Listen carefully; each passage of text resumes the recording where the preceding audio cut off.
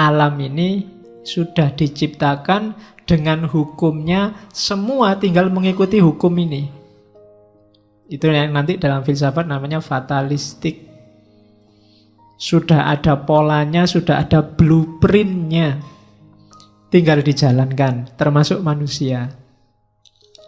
Jadi oleh karena itu, agar desain tadi berjalan, hasilnya sesuai yang kita inginkan, semuanya harus menjalankan perannya masing-masing. Termasuk manusia. Ya manusia ya jadilah manusia yang baik. Jangan jadi hewan, jangan jadi tumbuhan, jangan jadi barang, benda. Berpelana sebagai manusia. Tutupnya gelas ya jadilah tutupnya gelas. Gagangnya juga jadilah gagangnya gelas. Karena begitu malfunction, begitu nggak jalan, alam semesta akan chaos. Kalau itu gelas, kamu nggak bisa minum. Harusnya tutupnya kamu jadikan gagangnya, ya buyar. Sama, ketika hukum alam ini tidak kamu patuhi, yang terjadi kacau. Kalau sudah kacau, ya tujuan tadi, grand design tadi, tidak ada manfaatnya, merusak. Sama kayak laptop ini tadi kan bau manusia. Kalau jalannya tidak sesuai dengan peruntukannya, ya mesti kacau. Harusnya dia keyboard, tapi pura-pura jadi mouse. Harusnya layar, pura-pura jadi kabel, susah. Mesti kacau. Nah, masing-masing ada perannya, ada fungsinya. Untuk bisa harmonis, semuanya harus berperan sesuai fungsinya masing-masing.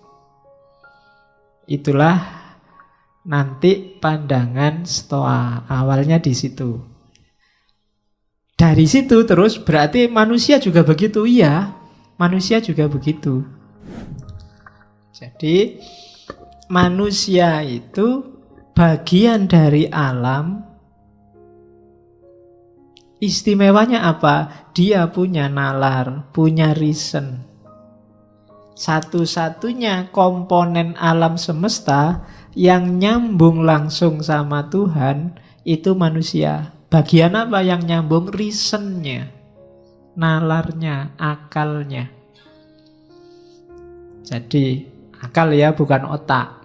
Akal itu lebih ke fungsi berpikirnya. Kita mikir itu kan semacam mekanisme. Kalau laptop itu kan prosesornya. Dari situ kan dia bisa ngapa-ngapain. Nah, manusia juga dia binatang yang berpikir, binatang yang bernalar sejak awal. Ini diawali dari Socrates, Aristoteles mendefinisikan ini. Jadi manusia ini khusus karena dia bisa berpikir, cuma dia juga bagian dari alam semesta. Jadi manusia punya dua tugas sekaligus akhirnya. Yang pertama apa? Memposisikan dirinya selaras dengan alam semesta dan ngopeni sekelilingnya agar menjalankan perannya masing-masing. Itu nanti kalau dalam agama namanya khalifah. Jadi tugasmu sebagai khalifah itu apa? Menjaga agar lingkunganmu, alam sekelilingmu itu berjalan sesuai hitohnya masing-masing. Yang sapi ya biar berperan jadi sapi, yang kambing jadi kambing, yang padi jadi padi, yang manusia jadi manusia. Dan manusia punya tugas ngopeni alam semesta dan ngopeni dirinya. Itu asumsinya tentang manusia. Dari situ akan lahir harmoni. Jadi yang pertama, alam itu sudah ada hukumnya. Alam berarti manusia. Kemudian yang kedua, manusia itu dia punya akal, punya nalar yang membedakan dari yang bukan manusia. Maka mikir itu penting, akal itu penting. Nah, filsafat ngajari kita cara pakai akal. Akal itu penting tapi nggak dipakai, ya nggak ada gunanya. Jadi latihan mikir itu penting. Karena kalau kita mikirnya nggak benar, sama saja akal kita nggak fungsi. Kalau akal kita nggak fungsi, ya berarti kayak kita nggak punya akal. Padahal ketika nggak punya akal, manusia kehilangan jati dirinya. Karena jati dirinya manusia itu binatang yang berpikir. Berarti binatang, kalau manusia minus berpikirnya, tinggal binatangnya. Hati-hati, kalau kamu tidak mikir berarti statusmu turun dari manusia jadi binatang. Makanya jangan deket-deket temenmu yang sedang stres. Judek aku ora iso mikir, wah hati-hati itu. Ya, kalau sudah judek tidak iso mikir itu alamat sudah. Tinggal binatangnya, wong kan berpikirnya nggak bisa sudah. Oke, jadi manusia itu berpikir mandiri, tapi dia juga terikat oleh hukum alam. Karena dia bagian dari alam semesta. Salah satu elemennya. Kalau manusia kacau, ya lingkungan sekelilingnya juga akan kacau. Maka manusia harus berpikir, bertindak, berperilaku sesuai dengan keselarasan alam semesta. Nah, itu asumsi kedua. Terus, nah, gimana caranya manusia biar selaras? Ya, lakukan hal yang baik. Yang baik itu apa? Yang harmoni dengan alam, harmoni dengan akal, harmoni dengan Tuhan. Kamu tidak harmonis dengan salah satu ini aja, tidak akan bisa baik hidupmu. Kalau kamu nggak harmonis dengan alam, kamu sakit. Manusia itu kan, tubuhmu ini kan bagian dari alam. Kalau kamu nggak harmonis, kamu pasti sakit. Nggak harmonis itu salah satu unsurnya terlalu banyak. Itu kan nggak harmonis. Terlalu banyak air ya kembung. Terlalu banyak angin masuk angin. Terlalu banyak, apalagi unsur-unsur hidupmu kan banyak itu. Coba terlalu banyak gula, diabetes. Itu karena nggak harmonis. Oke, terlalu banyak ketawa, stres. Terlalu banyak, pokoknya terlalu banyak. Atau terlalu kekurangan, itu tidak harmonis juga. Harus harmonis sama alam. Yang kedua, harmonis dalam pikiran. Pikiran nggak seimbang, ya itu tadi, stres. Tidak bisa mikir. Hidupmu mesti kacau. Dan yang ketiga, harmonis sama Tuhan. Ini lebih bahaya lagi. Kok tidak sholat mas? Hubungan saya sedang tidak harmonis sama Tuhan. Ayo. Aku mewatiri itu. Hati-hati. Nah, saya baru bisa ranjang aku sementara. Nah, harus harmonis lagi. Kenapa harus harmonis sama Tuhan? Karena alam semesta dan akalmu dan dirimu itu berjalannya, prosedurnya adalah logosnya Tuhan. Ketika kamu tidak harmonis sama Tuhan, itu kayak tadi, komputer kehilangan prosesor. Tidak akan jalan, hidupmu mesti kacau. Tidak ada tujuannya. Kan nanti ada filosofi yang ngomong tujuan itu. Sekarang tariklah tujuan terus-terusan.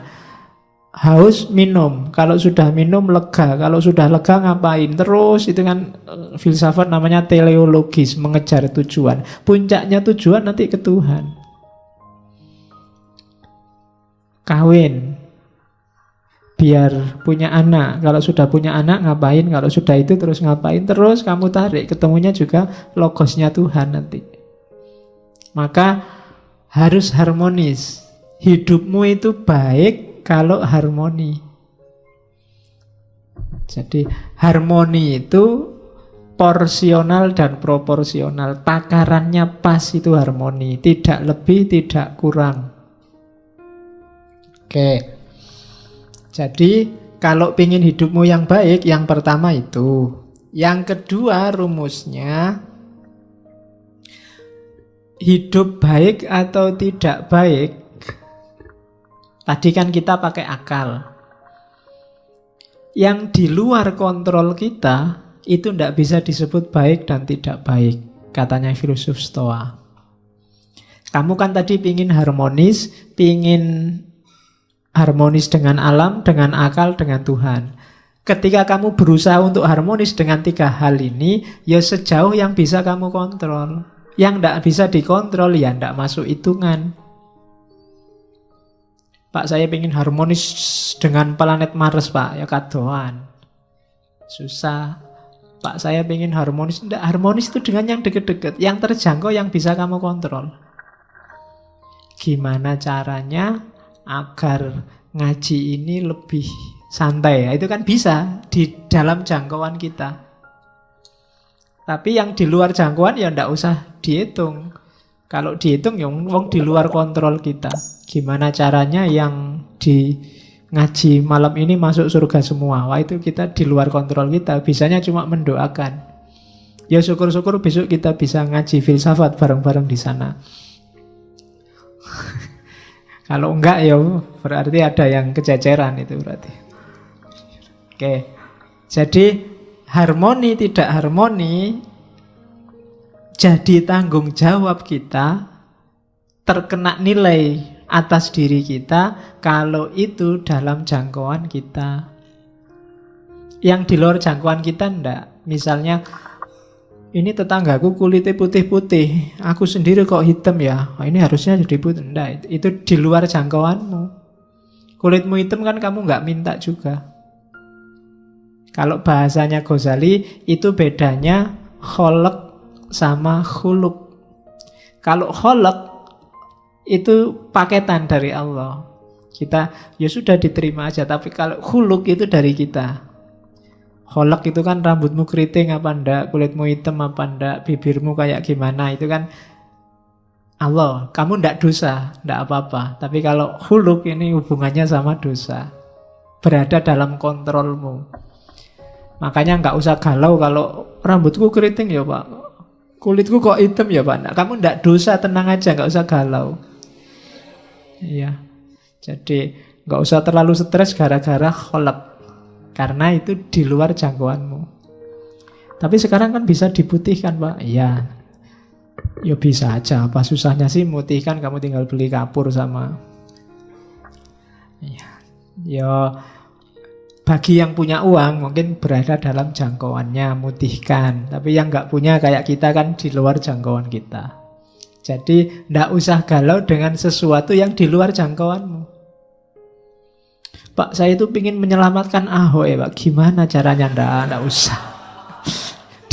Di luar jangkauanmu itu nggak usah ndaki-ndaki, nggak nyampe. Wong kamu besok bisa makan apa enggak masih mikir mau menyelamatkan Ahok. Jauh. Jadi ndak, yang di luar kontrolmu ndak. Jadi baik atau buruk itu dalam yang bisa kamu kontrol. Jadi yang pertama tadi rumusnya, baik itu yang harmonis. Yang kedua, baik atau buruk itu yang bisa kamu kontrol. Terus yang ketiga, tadi kan disuruh harmonis. Harmonis dengan alam, harmonis dengan akal, harmonis dengan Tuhan, itu jawabannya satu. Melakukan kebajikan. Kebajikan itu berarti apa? Melakukan hal yang utama. Semua yang baik, semua yang berakhlak, semua yang bajik, itu hasilnya harmoni. Begitu ada yang melakukan yang tidak baik, tidak bajik tadi, lahirnya mesti chaos. Kenapa kok kacau? Karena banyak yang tidak menetapi kebajikan. Begitu ada satu yang tidak jujur, mesti nanti yang bersangkutan dengan dunia ketidakjujuran itu akan kacau. Misalnya saya bohong, harusnya saya masuk, saya tidak masuk, dan aku diem-diem aja, tidak ngomong-ngomong. Itu kan kacau, kamu datang ke sini, kosong kacau. Gara-gara ketidakbajikan satu. Maka harmonis itu akan lahir kalau kita melakukan hal-hal yang bajik, yang baik. Rumus ketiga. Jadi, kalau ingin jadi orang baik, Yang pertama, targetnya kebaikan itu harmoni. Yang kedua, baik atau tidak itu hanya dalam hal-hal yang bisa kita kontrol saja. Yang enggak, ya enggak bisa baik, enggak bisa buruk. Yang ketiga, harmoni itu akan lahir melalui kebajikan. Tidak mungkin dari hal-hal yang tidak bajik akan lahir harmoni. Dari kecurangan, dari pengkhianatan, dari kebohongan, dari tidak akan. Mesti yang lahir chaos. Kalau sekarang belum, tunggu saja saatnya. Nah, jadi ini katanya Zeno ya. Jadi etikanya Zeno. Kemudian yang keempat, oleh karena itu, akhirnya apa? Harmoni itu akan kembali ke kita lagi. Tadi kan kita mewujudkan harmoni lewat jalur kebajikan. Kalau sudah bajik, akan lahir harmoni dalam jiwa kita. Tenang kita.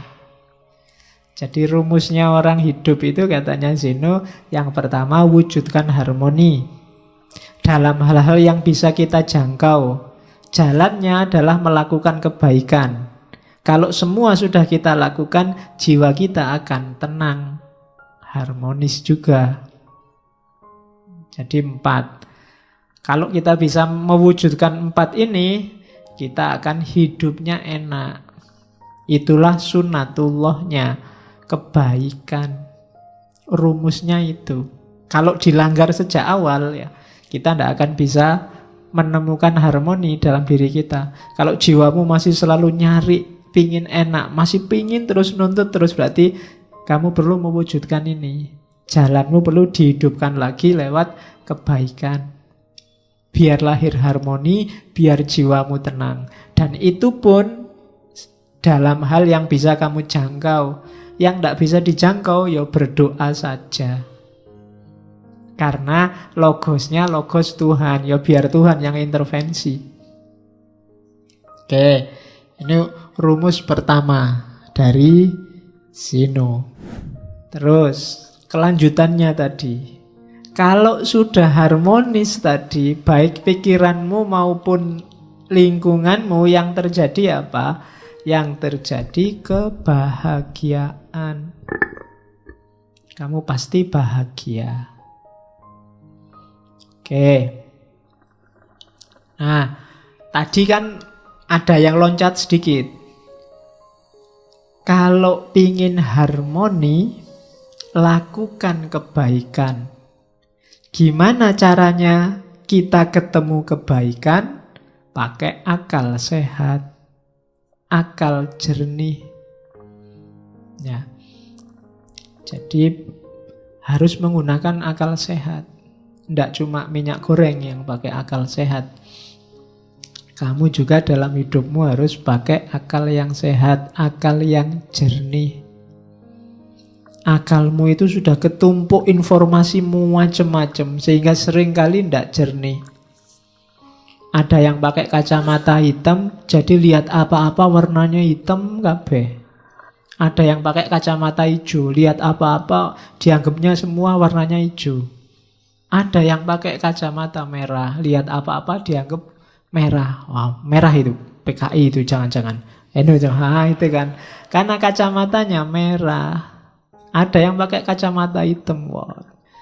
Apa-apa dilihatnya hitam. Ada yang pakai kacamata putih, kabeh dianggap putih. Nah, itu jadinya nggak jernih. Yang baik bisa kebalik-balik. Maka katanya kelompok Stoa, jadilah orang baik, jalannya berpikir yang benar, berpikir yang jernih. Orang harus mau objektif dalam berpikir. Itu jalannya kamu nemu kebaikan. Katanya Zeno, kejahatan itu tidak ada. Jahat itu terjadi ketika orang anti dengan akal sehat. Ketika orang menolak berpikir jernih, yang lahir pasti kejahatan. Ketika orang tidak mau berpikir, yang lahir pasti kejelekan. Karena yang bisa menemukan mana baik, mana buruk itu akalmu.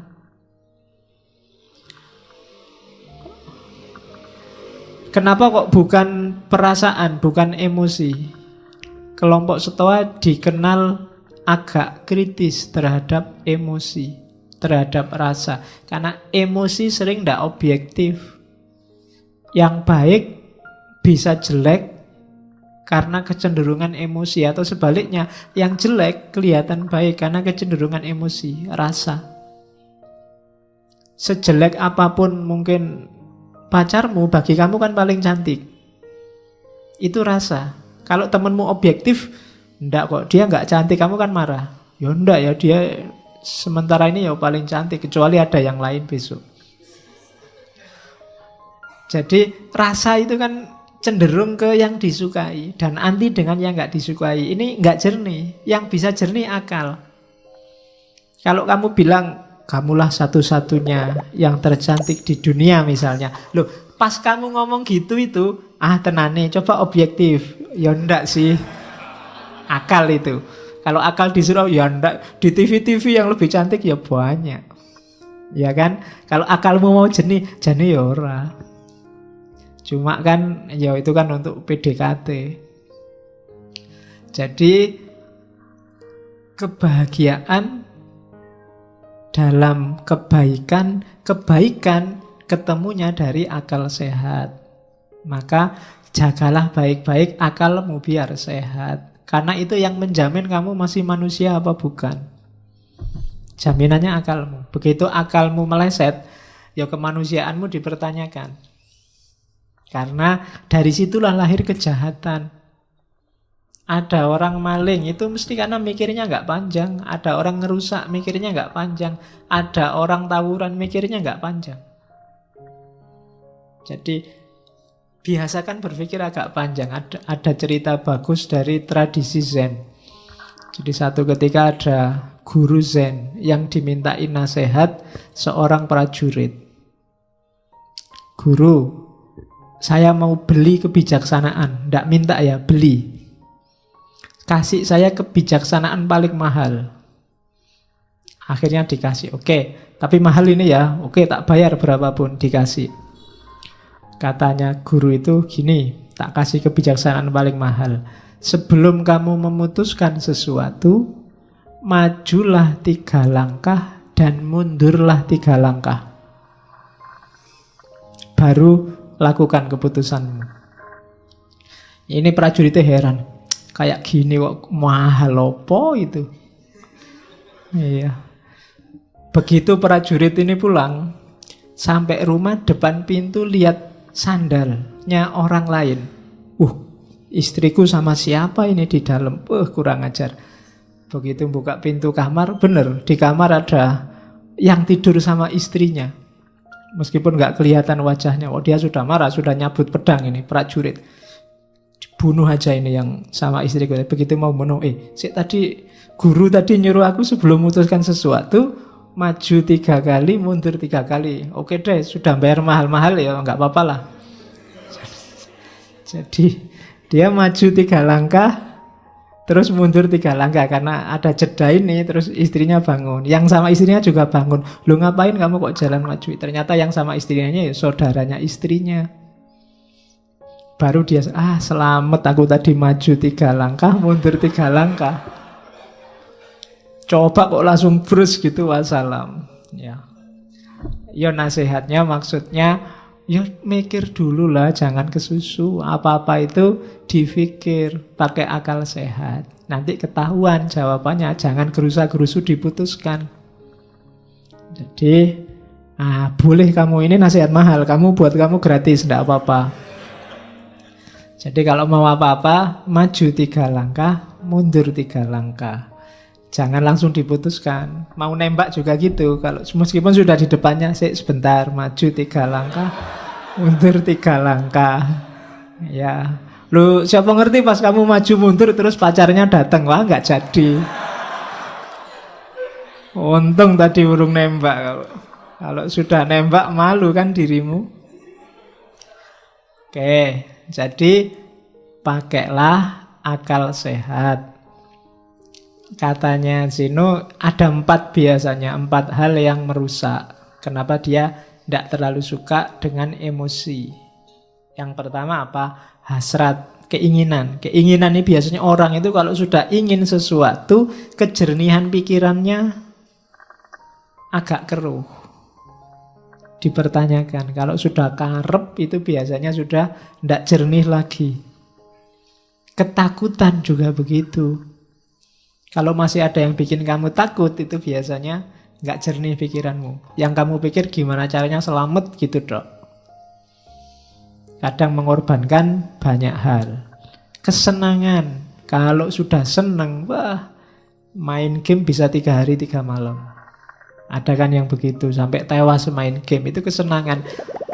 Kan kemarin saya baca ada yang sampai tewas main game di warnet sampai 3 hari 3 malam dan meninggal di warnet. Itu kan kesenangan yang merusak. Kadung seneng sama WA, kadung seneng sama Facebook, pokoknya ndak pernah lepas dari tangan. HP dicas aja dipegangi terus ngalang-alai sedang ngapain itu ya. Jadi HP sekarang jadi yang mengendalikanmu. Kayak binatang yang dikasih apa? Ditali itu, yang nali itu ya HP-mu itu. Kamu selalu ke situ. Oke, jadi kesenangan. Hati-hati dengan kesenangan. Kesenanganmu apa? Itu kadang-kadang bikin pertimbanganmu nggak jernih. Wis kadung seneng. Nanti boleh kamu tulis di kamarmu besar-besar, hati-hati dengan keinginan, ketakutan, kesenangan, dan rasa sakit. Kalau rasa sakit ini biasanya dihindari. Rasa sakit, rasa nggak enak itu biasanya orang cenderung lari. Itu juga bikin pikiran nggak jernih. Dosen mau ngasih tugas, mau dikasih tugas nggak usah pak, karena kamu membayangkan susahnya bikin tugas.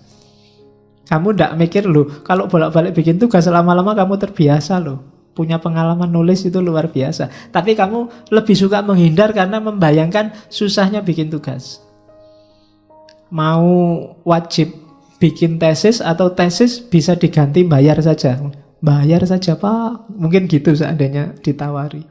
Kenapa? Kamu membayangkan sakitnya bikin tesis. Tidak melihat manfaatnya, kamu hanya menghindari susahnya. Nah itu rasa sakit. Orang biasanya nggak jernih mikirnya. Keinginan, ketakutan, kesenangan, rasa sakit, kamu waspadai. Karena sering bikin pikiranmu nggak jernih. Oke. Jadi gantilah 4 itu dengan berpikir jernih. Keinginanmu itu masuk akal enggak? Ketakutanmu itu masuk akal enggak? Kesenanganmu itu porsinya berapa persen harus dituruti, berapa persen harus dijauhi. Rasa sakit juga begitu. Dari situ kamu akan bisa menjalankan milih yang baik. Kalau sudah, kamu akan bahagia karena hidupmu harmonis, lahir dan batin. Itu rumusnya Stoa. Nah, ini teori self-preservation. Apa ndak boleh Pak? Kita punya hobi, punya kesenangan, ingin kaya, ingin kepuasan tertentu, boleh. Cuma hati-hati melampiaskannya. Self-preservation itu melestarikan dirinya sendiri. Biar hidupmu enak, hidupmu nyaman, hidupmu bahagia. Hakmu untuk makan enak, hakmu untuk tidur nyenyak, hakmu untuk seneng-seneng, ya self-preservation itu. Tapi kayak Epikuros kemarin, jangan sampai kontraproduktif. Maunya seneng-seneng, akhirnya susah. Kayak yang minum oplosan itu kan, maunya seneng-seneng, tapi akhirnya wallahu a'lam bishawab. Innalillahi. Nah, itu kontraproduktif namanya. Ya seneng sama game ndak apa-apa, seneng sama internet ndak apa-apa, seneng sama WA ndak apa-apa, tapi penuhilah secukupnya. Dalam rangka apa? Self-preservation. Self preservation itu melestarikan dirimu biar nggak cepat punah.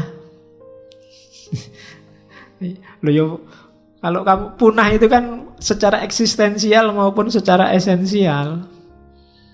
Kamu main game terus sekarang, ya mungkin masih hidup, tapi waktumu habis sia-sia. Temanmu sudah ngapain, kamu masih ngapain. Oke, jadi self-preservation. Jaga dirimu, lestarikan dirimu. Kalau ada yang kamu senengi, ya puaskan secukupnya. Kalau ada yang kamu takuti, ya kendalikan secukupnya dan seterusnya. Biar kamu tetap lestari jadi manusia. Kalau enggak, ya dirimu bisa punah nanti. Kamu yang sejati enggak keluar. Yang keluar kamu yang iseng, kamu yang seneng-seneng, kamu yang bukan aslinya. Karena kamu enggak memberikan sepenuhnya. Suka lihat TV ya enggak apa-apa, ini sekedarnya saja. Jangan pulang dari kampus di depan TV sampai malam cekelani remote. Enggak pindah-pindah. Acaranya enggak enak semua ya enggak apa-apa, diganti channel. Oke, itu enggak self-preservation namanya. Terus, jadi ini ya, ini pikiran-pikirannya diawali dari Zeno. Nanti kita lihat gagasan-gagasan tokoh-tokoh utamanya satu-satu. Ini selanjutnya katanya Zeno. Saya bilang tadi ya di awal Zeno dari Citium, bukan Zeno dari Elia. Karena nama Zeno itu banyak. Ada yang menganalisis dia satu akar kata sama Zen. Tapi yo enggak tahu juga. Ya memang ada kata-kata Zenonya, Zennya. Kalau yang nonton kartun Dragon Ball juga ada Zeno sama. Ya, yang nonton Dragon Ball Super itu. Ya, itu yang paling jagoan di antara jagoan itu. Padahal kecil. Oke, yang enggak suka kartun enggak ngerti mesti. Terus tidak ada ini katanya, yang bisa mengusik kebahagiaan orang yang makomnya sudah wise, sudah bijaksana. Orang bijaksana itu tidak bisa sumpek. Kenapa? Tidak ada yang bisa mempengaruhi dia. Dia sudah kokoh. Uraiannya begini, misalnya, anggap apa wis yang paling bikin kamu tidak bahagia? Wah, saya nggak bahagia karena nggak lulus-lulus. Saya nggak bahagia karena kan banyak itu kamu munculkan di pikiranmu. Terus kamu galau. Kuncinya sebenarnya sederhana. Kamu jadi galau karena macam-macam tadi karena kamu pedulikan semua itu. Cara paling gampang menghadapi itu semua, nggak usah dipedulikan. Nggak usah dimunculkan di pikiranmu, selesai. Pak, tesisku lho Pak, ndak dadi-dadi. Lah salah mbok pikir terus. Emangnya nek mbok pikir terus tesismu jadi tiba-tiba kan enggak? Iya kan? Ya udah dikerjain aja tanpa harus galau. Wah ya memang satu-satunya jalan dikerjain. Ngapain energinya double, satu buat ngerjain, satu buat galau. Ya kerjain aja nggak pakai galau. Yang bikin galau kan karena kamu tampilkan sendiri di pikiranmu terus kamu sumpekkan dirimu. Kamu sumpekkan sendiri dirimu. Itu yang kuncinya sehingga kamu sumpek hidupmu. Wah ini ndak bisa Pak. Saya mikir nggak ketemu jawabannya. Ya sudah kalau nggak ketemu ngapain dipikir terus. Wong ndak bisa ketemu jawabannya.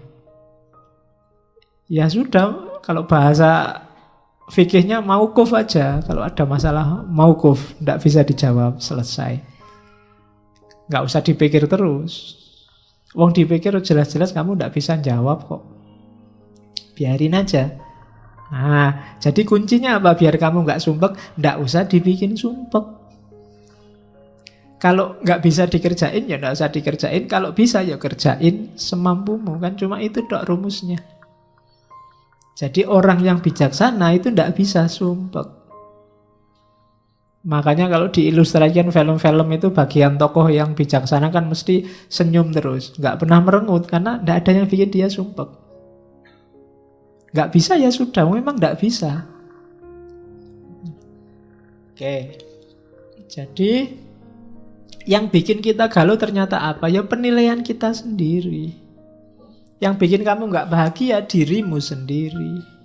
Cuma itu. Jadi tidak ada yang bisa mengusik kebahagiaan orang yang bijaksana. Orang bijaksana biasanya stabil, tenang, tidak gampang terpengaruh. Karena dia sudah ngerti porsi-porsinya. Oke, terus. Nah, katanya Markus lagi. Reject your sense of injury and the injury itself disappears. Tolaklah rasa sakit itu, dan rasa sakit itu akan hilang. Jangan mau lama-lama sakit.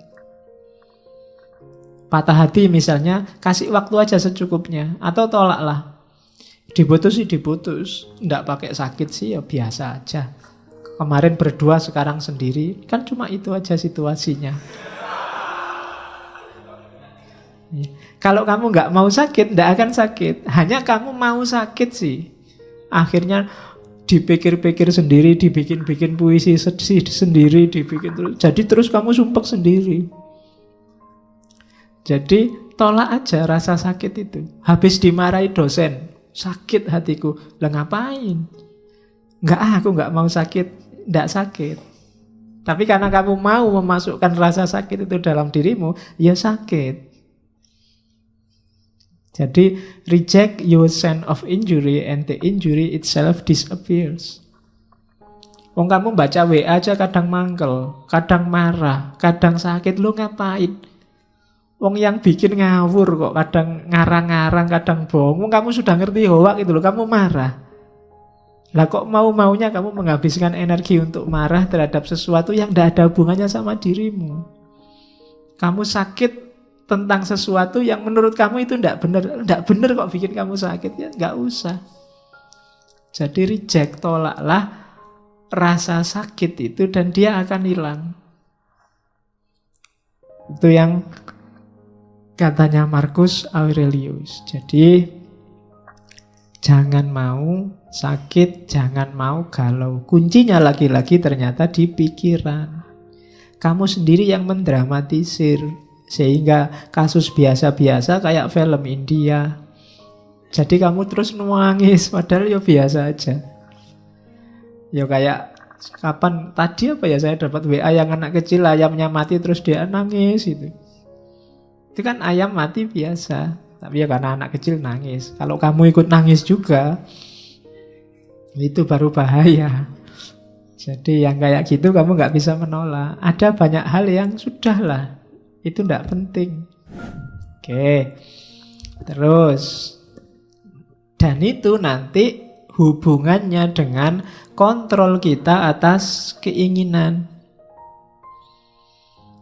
Manusia itu memang fitrahnya dia bahagia kalau keinginannya tercapai. Berarti kunci kebahagiaanmu ada di keinginan. Maka pinter-pinterlah menegaskan keinginan. Begitu kamu keliru, kamu sedang bunuh diri. Bikin keinginan, rancang keinginan yang dalam kontrolmu, kayak tadi. Bukan sesuatu yang di luar jangkauanmu.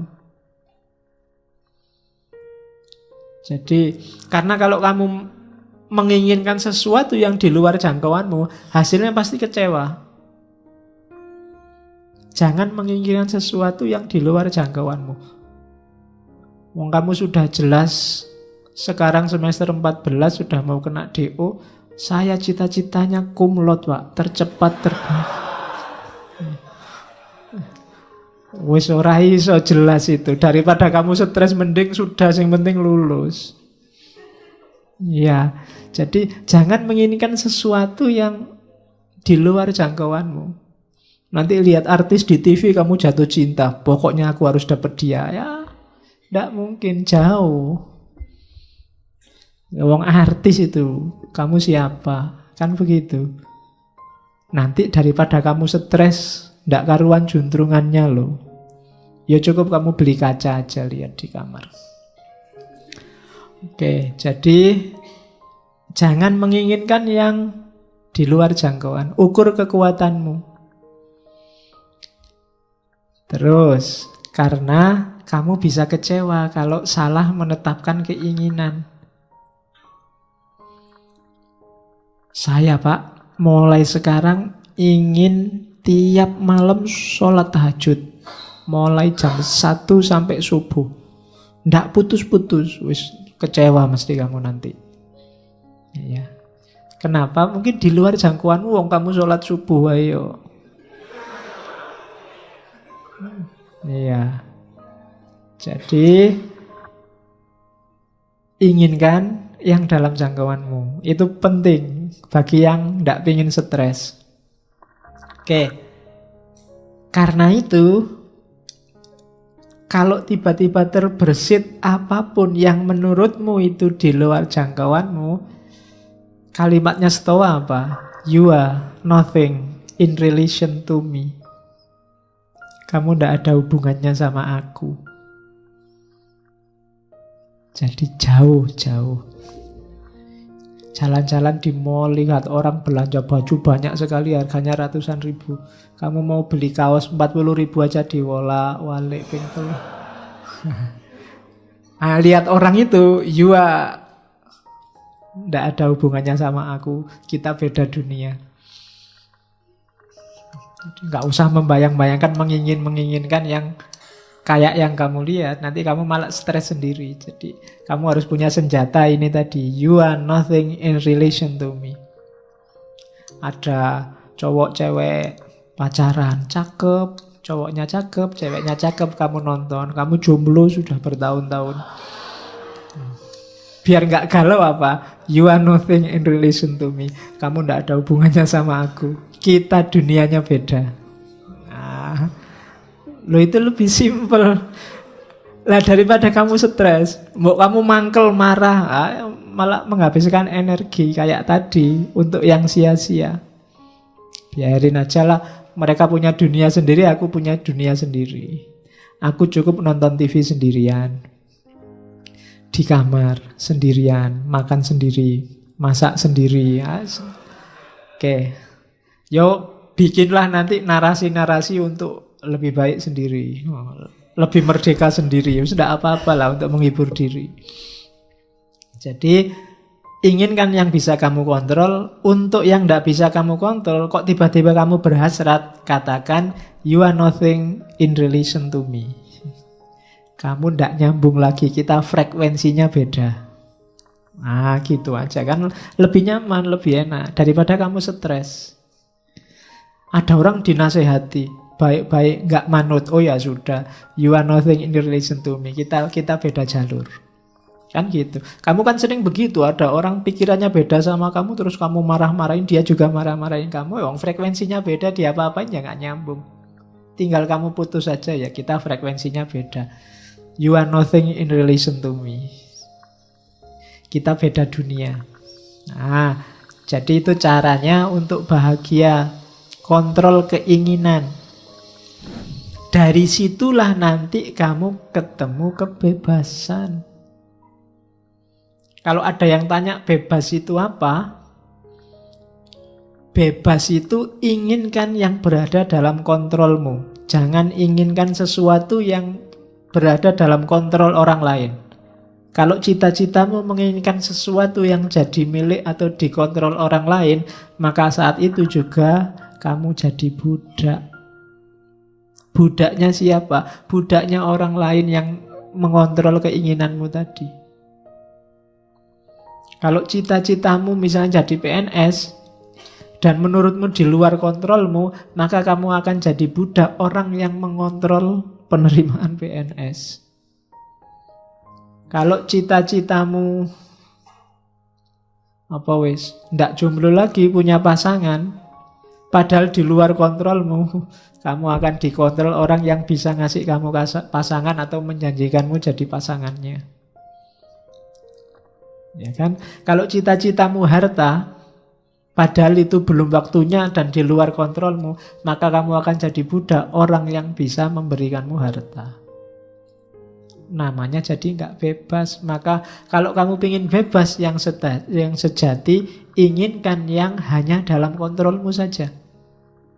Yang di luar kontrolmu nggak usah diinginkan.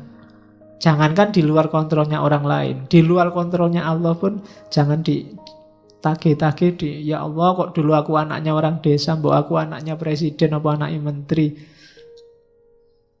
Ya kalau kamu yang diinginkan itu, kamu jadi tidak bebas. Kebebasan itu inginkan yang dalam kontrolmu. Jangan nagih sesuatu yang di luar kekuasaanmu. Dan kamu nggak dosa kok kalau hanya menginginkan yang dalam kontrolmu. Nggak apa-apa, wong kekuasaanmu cuma itu. Agama kan mengajarkan begitu. Kalau kamu sholat nggak kuat berdiri, ya duduk. Nggak usah iri dengan orang yang bisa berdiri. Yang berdiri juga begitu. Jangan iri, enak ya itu sholatnya duduk. Kalau pengen sholat duduk, sakit dulu. Kan begitu. Masing-masing punya jatahnya sendiri-sendiri. Ya mungkin jatahmu sekarang masih jomblo, yang lain jatahnya sudah punya pasangan, itu biasa. Jadi tidak harus menginginkan yang di luar kuasamu. Kecuali janjane sudah dalam kuasamu, kamu nggak jomblo lagi. Tapi kamu milih jomblo, wah itu rasa dhewe nanti. Iya, kamu akan galau mesti. Harusnya kamu ambil, tidak kamu ambil. Jadi bebas yang sejati itu apa? Bebas yang sejati itu menginginkan yang dalam kontrolmu, bukan yang di luar kontrol. Mari kita demo biar Donald Trump gak jadi presiden Amerika lagi. Kejauhan. Hasilnya mesti stres. Jadi ya yang deket-deket lah. Terlalu jauh kalau Donald Trump. Ya orang Indonesia ya presiden Indonesia. Kalau gak kuat ya gubernur, gak kuat ya bupati. Kalau masih gak kuat ya Pak RT, Pak RW misalnya loh. Itu kan dalam jangkauanmu, bukan yang di luar jangkauanmu. Kalau mimpimu terlalu besar, hasilnya kecewa. Atau kamu jadi budak yang bisa mewujudkan mimpimu. Jadi bebaslah. Bebaslah berarti apa? Inginkan hanya yang berada dalam jangkauanmu. Terus yang kedua, lanjutannya kebebasan. Kenapa sih ada yang tidak terjangkau? Ya, karena all can be free internally in mind, none can be free without in body. Kita itu akal sih bisa bebas, cuma mewujudkan isinya akal itu tidak bebas. Kamu mikir apa saja kan bisa, boleh. Tidak ada sanksinya malah. Satu-satunya yang bisa bebas murni itu kan cuma mikir, akal. Cuma mewujudkan pikiran itu tidak bebas. Kita sudah terikat. Kamu mikir seandainya aku bisa terbang ya, bisa di pikiran. Tapi kalau mau diwujudkan, kamu harus punya uang dulu terus naik pesawat. Tidak bebas. Kalau nggak punya uang ya tidak bisa kamu bisa terbang. Ya kamu loncat dari atas gunung ya terbang sebentar. Terus wassalam. Ya kan? Can be free, kita nggak bebas. Kalau mau diwujudkan tidak bebas sudah. Pak saya pengen jadi presiden, bebas. Begitu ingin mewujudkan, itu baru tidak bebas. Macem-macem sudah halangannya, nggak sesederhana mikir.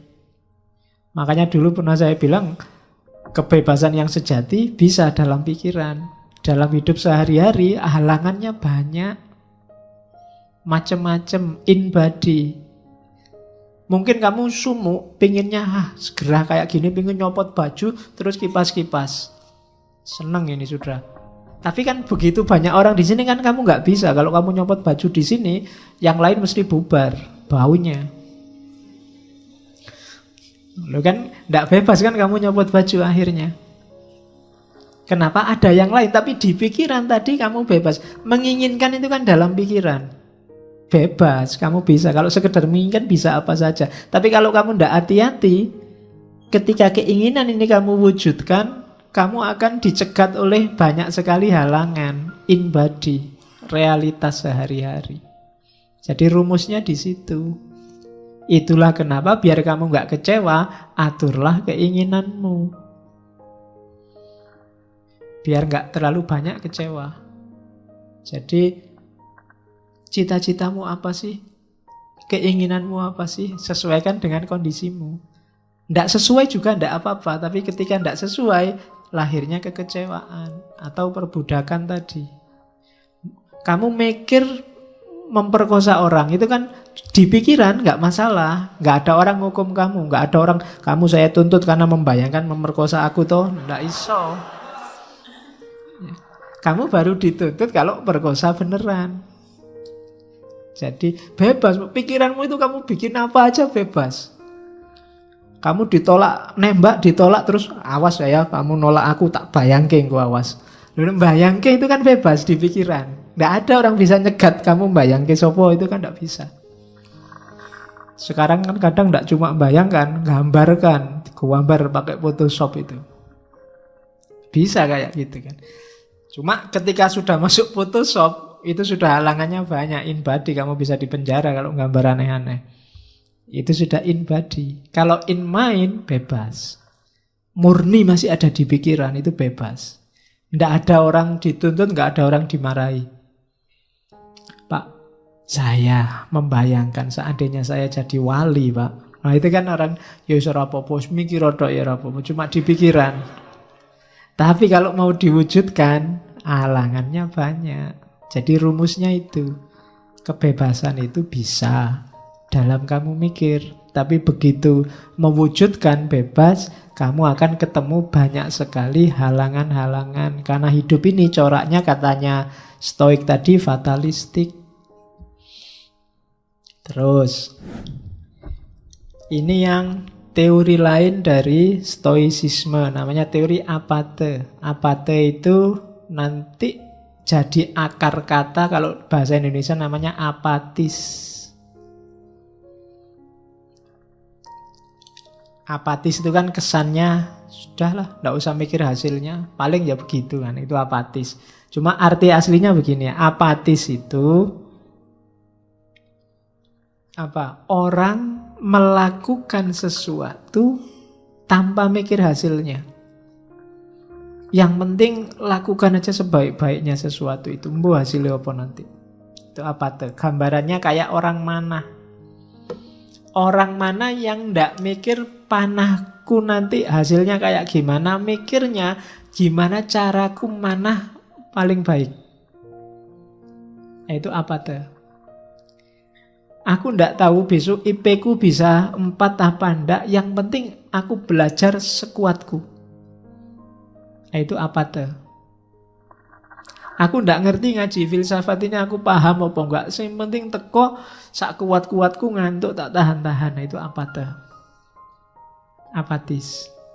Jadi hidup itu rumusnya ini. Kita ndak bisa menguasai hasil, tapi kita menguasai proses. Itu tadi yang saya bilang, kelompok Stoa ini banyak diadopsi nanti gagasannya oleh agama-agama baik Kristen maupun Islam. Kamu kan menyebutnya hari ini bau as'ariyahnya kan ada. Jadi kita menguasai usaha tapi tidak menguasai hasil. Itu namanya kalau di Stoa kiasannya kayak orang mana. Apakah panahnya nanti tepat sasaran atau enggak masalah. Yang penting kita sudah berusaha semaksimal mungkin. Seandainya enggak tepat, kita enggak menyesal. Yang penting kamu sudah belajar sekeras mungkin. Kalau hasilnya enggak maksimal, kamu enggak menyesal. Tapi kalau kamu enggak belajar sekeras mungkin, hasilnya kok enggak maksimal, kamu pasti menyesal. Karena, tadi mbok aku serius dikit. Kayak kamu nggarap tesis atau nggarap skripsi itu loh. Waduh, ini sudah mepet waktunya. Udahlah, yang penting ono tulisannya. Mungkin besok-besok kamu menyesal. Coba dulu aku nulisnya agak serius dikit. Ada menyesalnya. Maka katanya orang-orang Stoa, hidup itu perhatikan proses. Berikan semuanya. Kalau kamu punya 100%, berikan 100%. Jangan tanggung-tanggung. Kita kan sering apa-apa itu, nanti kan bisa. Segini aja dulu, besok lagi. Selalu begitu. Biasanya hasilnya nanti menyesal. Aduh, coba tak kerjain kemarin, sekarang ada tugas lagi. Double deh. Coba kemarin sudah selesai, sekarang lebih enteng. Salahmu dewe. Ya kan? Aduh, bolak-balik tugas, nambah lagi. Yang kemarin aja belum nih. Padahal yang kemarin waktunya banyak. Karena kemarin kamu nggak ngasih 100%, sekarang kamu dituntut 300%. Hasilnya menyesal. Maka kiasannya kayak mana? Nggak usah peduli hasilnya nanti kayak apa. Yang penting sudah memberikan semuanya. Kalau hasilnya belum maksimal, ya sudah, itu jalannya mungkin, takdirnya mungkin. Nah, itu kiasannya pemanah. Teorinya namanya apate. Di Indonesia konotasinya agak negatif, apatis. Apatis itu kalau di Indonesia kan, alah, paling-paling begitu hasilnya kan gitu. Ya, tapi maksud awalnya tidak begitu. Maksud awalnya itu, lakukanlah sesuatu yang tadi berada dalam jangkauanmu, dalam kontrolmu, semaksimal mungkin. Hasilnya apa? Wallahu a'lam. Kalau di agama kan Allah itu kan tidak menghisap hasilnya, tapi menghisap prosesnya. Sejauh mana usahamu mendekati dia, itu nanti yang dihisap. Sukses apa enggak, wallahu a'lam juga. Wong kita memang kuatnya, yang kita kuasai cuma proses. Minum ini kan usaha, semaksimal mungkin. Ya, jangan sambil ngomong, nanti keselak, itu namanya semaksimal mungkin.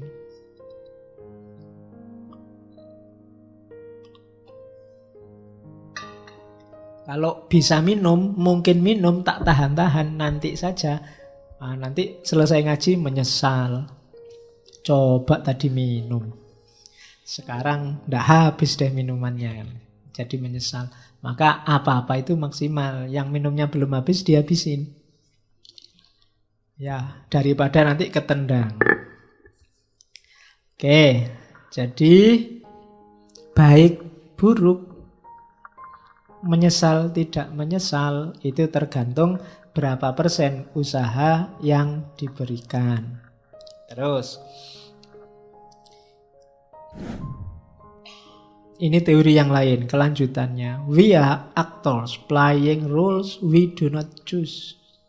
And our duty is to play them as best we can, knowing that our fate is part of which larger order.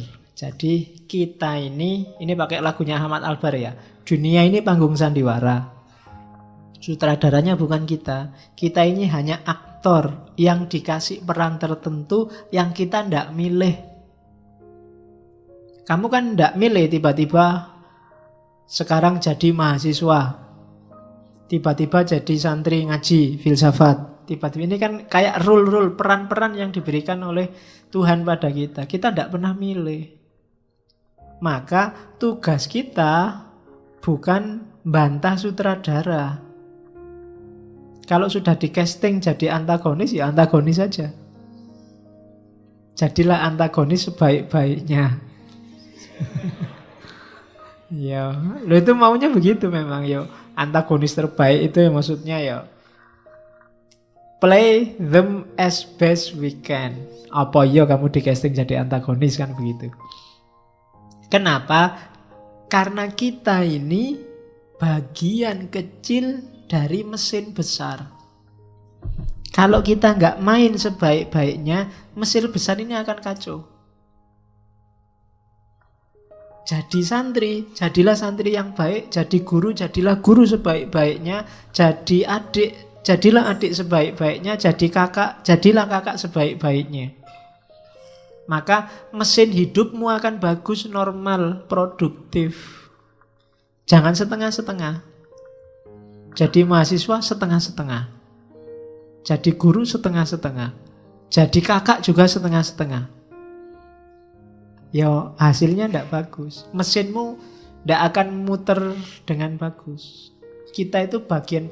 Kalau kamu jadi kakak yang bagus, adikmu jadi adik yang bagus, ibumu ibu yang bagus, ayahmu ayah yang bagus, keluargamu jadi keluarga bagus, produktif.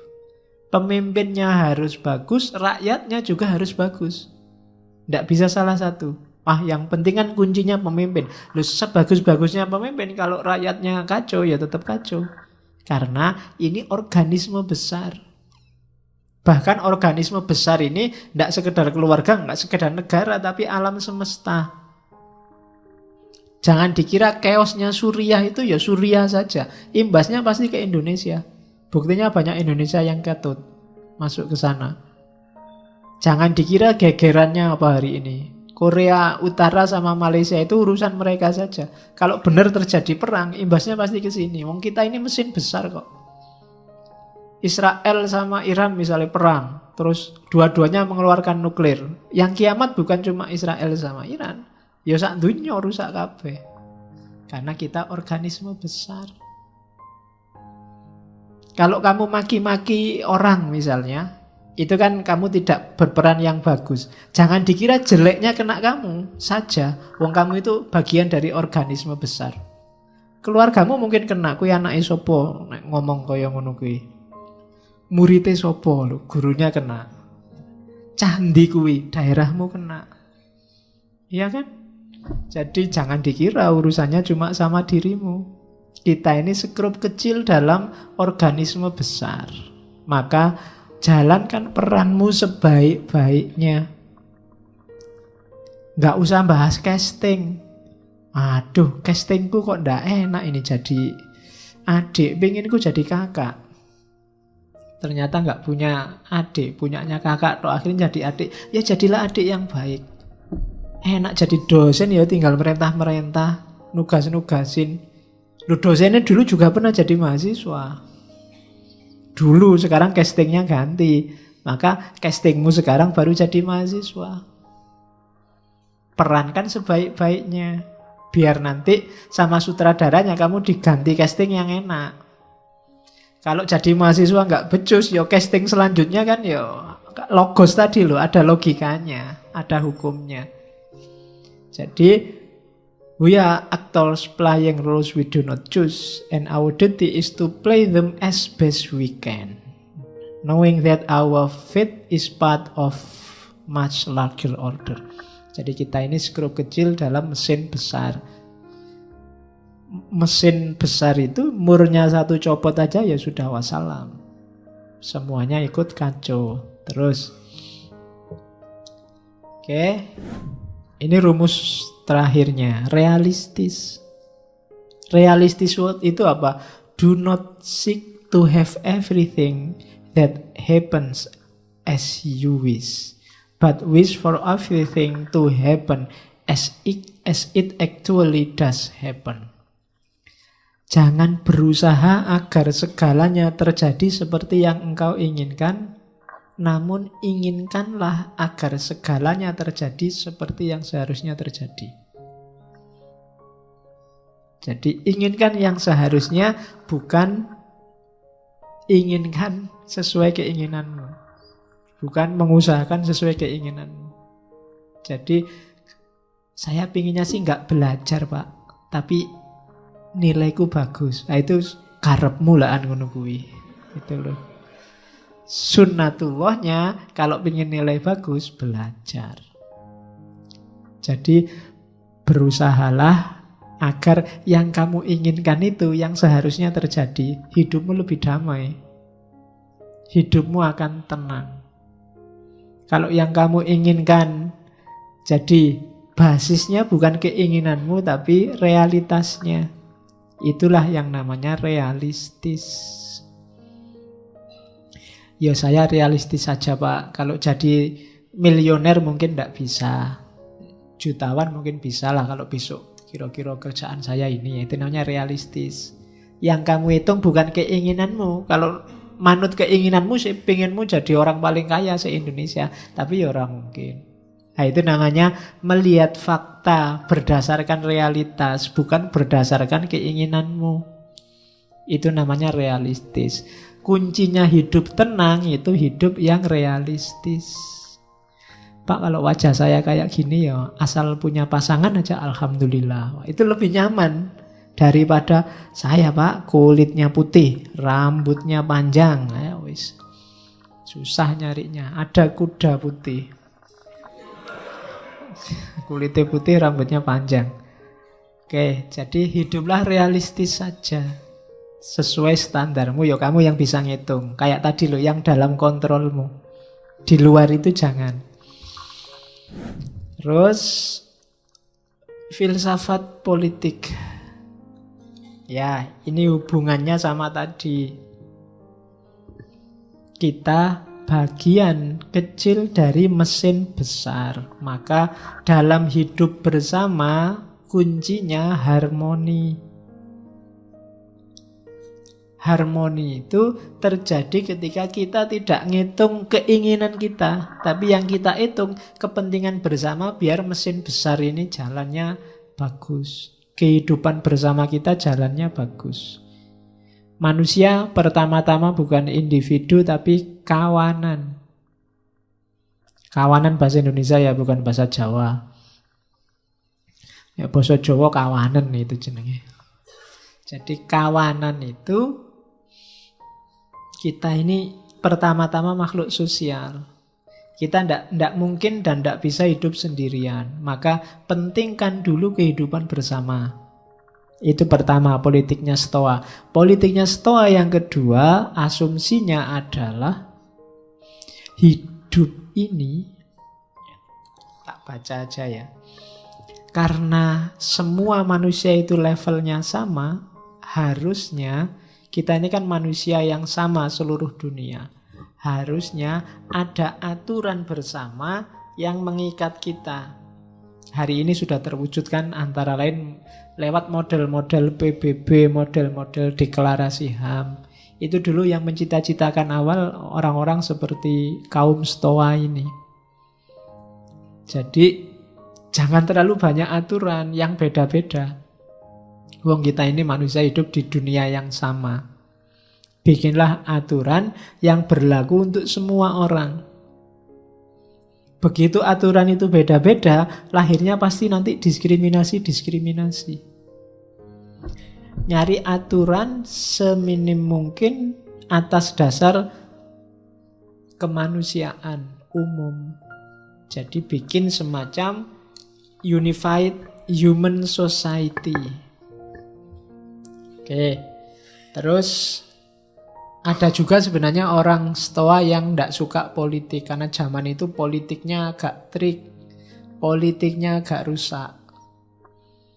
Jadi mereka anti hukum bikinan manusia. Yang mereka percaya hukum alam. Bukan hukum Tuhan loh ya, hukum alam. Alam ini ada hukumnya, yaitu yang kita pedomani. Ya hukum alam kayak tadi, logosnya Tuhan tadi loh. Yang males, ya nanti tidak sukses. Yang rajinlah yang sukses. Yang tekun, nanti sukses. Ini hukum-hukum alam. Yang kita pedomani ini, bukan hukum bikinan. Kalau hukum bikinan, sifatnya parsial dan temporal. Jadi itu filsafat politiknya Stoa. Jadi pertama-tama sadari kita hidup di alam semesta ini semacam organisme. Organisme itu kayak tubuhmu itu loh, organisme. Kalau matanya sakit, semua tubuh ikut merasakan sakit, itu organisme. Kayak mesin, kayak laptop ini. Yang error keyboardnya, semua fungsi yang lain nggak ada artinya. Yang error VGA-nya, ya semua fungsi yang lain juga nggak ada artinya. Yang error layarnya saja sebenarnya, tapi ya semua fungsi yang lain nggak ada gunanya. Itu namanya organisme. Kita hidup bermasyarakat juga begitu. Jangan dikira kalau alapak itu kan minoritas, kita bikin sengsara juga nggak masalah. Enggak, dia bagian kecil dari organisme besar di mana kita hidup di situ. Kalau yang satu kacau, mesti kita juga akan ikut kacau. Jadi tidak harus karena minoritas, tidak penting itu Pak, enggak. Setiap komponen dia ada perannya. Maka kehidupan sosial juga harus begini. Kita utamakan kepentingan bersama, bukan keinginanmu sendiri. Nah, itu filsafat politiknya Stoa. Oke, kita temui satu-satu tokohnya. Yang tadi baru dasarnya. Ya masih panjang. Ya masih panjang. Malam ini tuh saya cuma baru ngomong etika. Logikanya belum. Fisikanya juga belum. Entah kapan nanti ya. Jadi kalau ada yang tanya, kapan Pak habisnya materi ngaji filsafat? Saya juga tidak tahu kapan. Oke, pokoknya sak kuat-kuatnya. Zeno, gagasan utamanya kita ulang lagi itu. Satu, yang sudah dijelasin nggak usah tak ulang. Alam ini tertib, ya ada sunatullah. Yang kedua, kalau ada kekacauan, ini yang belum dijelaskan tadi. Kalau ada kejahatan, itu sebenarnya dalam rangka kebaikan yang lebih sempurna. Ada gempa, ada badai, itu pasti ada penyesuaian-penyesuaian yang nanti lebih baik dari sebelumnya. Karena logosnya Tuhan sedang jalan.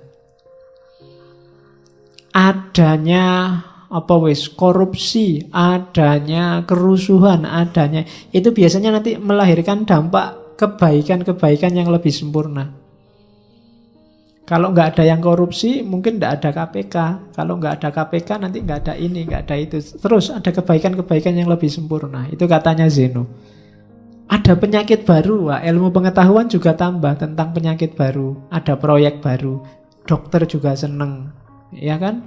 Kemudian ahli kesehatan seneng, pemerintah juga seneng. Ada lahan nih, bisa jadi proyek menteri kesehatan nih, bisa.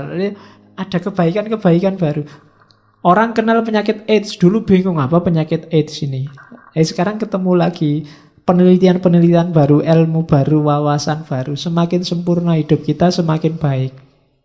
Jadi ketika kejahatan terjadi, itu ke arah kebaikan yang lebih sempurna pada akhirnya. Ya meskipun jangan Pak saya mau jahat aja Pak biar lebih bagus lagi, enggak.